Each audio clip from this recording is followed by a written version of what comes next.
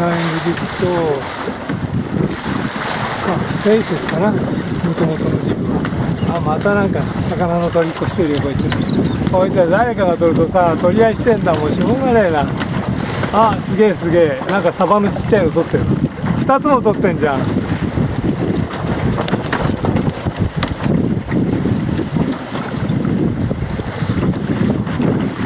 船びこですか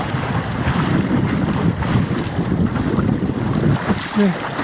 フルメイン、今日風が弱いのでフルメインにして水も張ってます。この島がよく見えますね。